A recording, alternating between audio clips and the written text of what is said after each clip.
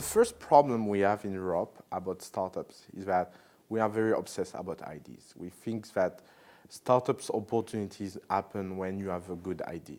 We have this view like everything starts with this guy that one day get his idea and the next day get a billionaire. So, and we don't see what happened in the middle. It's like, it's very confused. We don't have stories to tell. We don't know a guy that it happened to.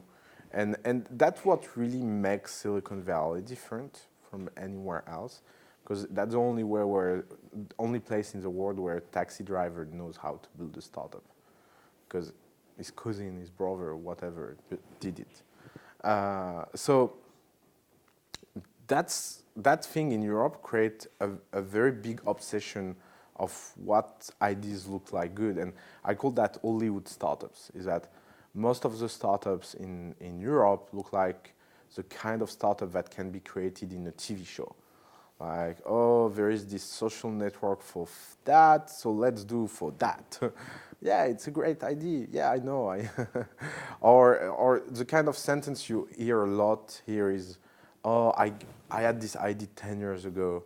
I should have done it. Yeah, okay, maybe, but the problem is, do it. It's the most complicated thing to do. So, so they are in a situation where most of the people are obsessed about the idea and look for the idea and are much more convinced that being an entrepreneur is trying to prove that your idea is right, than finding the right idea. They don't see that ideas became a commodity in our world that get exchanged very easily and that people can just find the right idea and execute it well. So this passion for execution is not very common.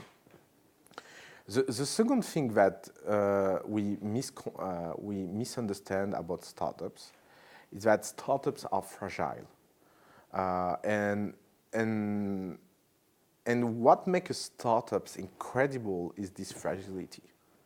Is that most of the startups are so small, so unconscious, so unaware of who they are and who they can become, that they become very dangerous for big companies.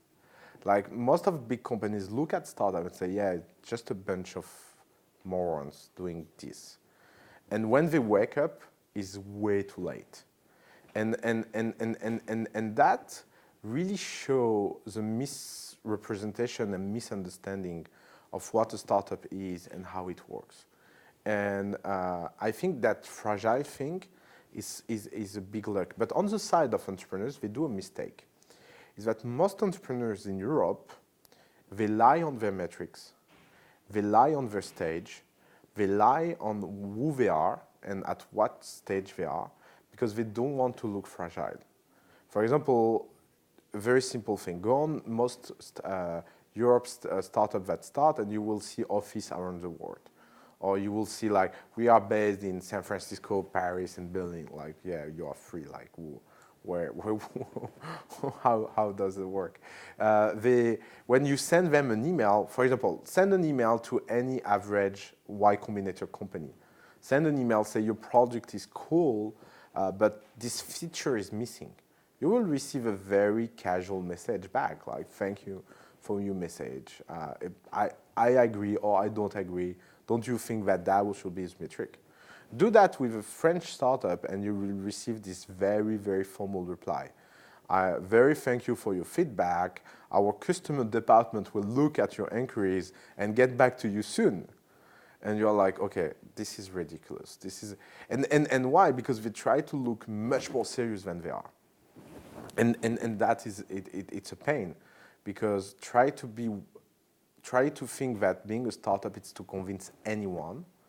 It's creating an anti-selection of the one that really cares. And actually that fragile stage, it's a big opportunity, because it makes everyone that is interested by your startup real. For example, at the stage you cannot pay anyone. It's great, because you know that when someone interviews with you, it's really for the project, your idea, things like that. It's not for the money. It's much more complicated to be rich than being poor. They don't see this opportunity. And the last thing is the fundraising. I think we have a very bad fundraising market. We don't have a lot of money available. Everybody know that. But the first people to don't say to the others are the European investors.